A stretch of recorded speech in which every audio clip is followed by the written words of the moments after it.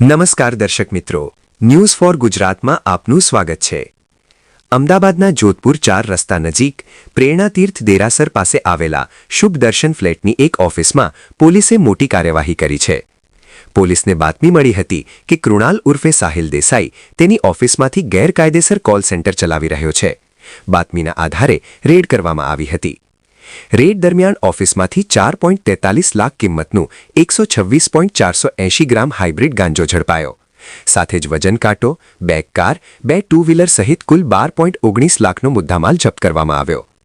પોલીસે કૃણાલ ઉર્ફે સાહિલ દેસાઈ, દીપ જાદવ, હર્ષિલ દાવડા અને કુણાલ મિસ્ત્રીની ધરપકડ કરી છે। ચારેય વિરુદ્ધ NDPS એક્ટ હેઠળ ગુનો નોંધાયો છે।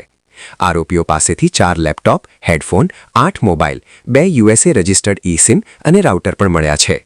સેટેલાઇટ પોલીસે તપાસ હાથ ધરી છે અને વધુ તપાસ આનંદનગર પોલીસ સ્ટેશનને સોંપવામાં આવી છે। રિપોર્ટર શરીફ ખાંચી, અમદાવાદ।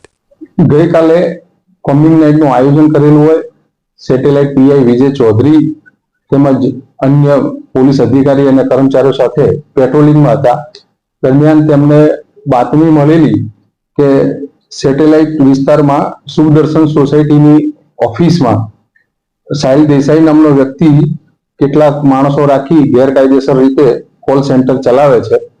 આ બાતમી આધારે તેઓએ બાતમીવાળી જગ્યા જઈ વેરીફાઈ કરતા ત્યાં ચારેક ઈસમો ત્યાં લેપટોપ લઈને બેસેલા જણાયેલા અને એના ઉપર કંઈક કામ કરતા જણાયેલા અને આ હકીકત સાચી જણાતા એમણે આ જે 4 ઈસમો હતા એમની પાસેનો સરસામાન ચેક કરેલો અને આ સરસામાન ચેક કરતા તેમાં એમની પાસેથી હાઇબ્રિડ ગાંજો 126.840 ગ્રામ જેની કિંમત 4,43,940 રૂપિયા જેટલી થાય છે એ ગાંજો મળી આવેલો અને આમાં જે 4 ઈસમો આરોપી મળેલા એ કૃણાલ ઉર્ફે સાહિલ દેસાઈ, દીપ જાદવ, કુણાલ મિસ્ત્રી અને હર્ષિલ દાવડા 4 આરોપી ત્યાં મળી આવેલા અને એમની પાસેથી જે આ ગાંજો છે એ વજન કરવાનો એક વજન કાંટો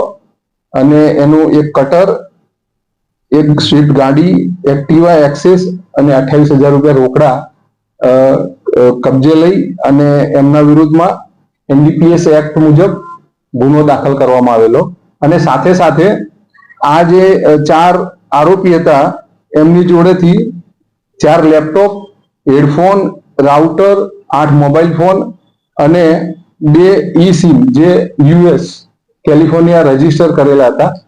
આ જે સિમ કાર્ડ થી એ લોકો ત્યાં US સિટીઝન જોડે વાત કરતા હતા અંગ્રેજીમાં અને એમને લોન અપાવવાના બહાને તમારી લોન આટલી સેન્કશન થશે અને તમારે આટલા પેમેન્ટ કરવું પડશે એડવાન્સમાં એ રીતે વાત કરીને એમની જોડેથી એ પૈસા પડાવતા હતા।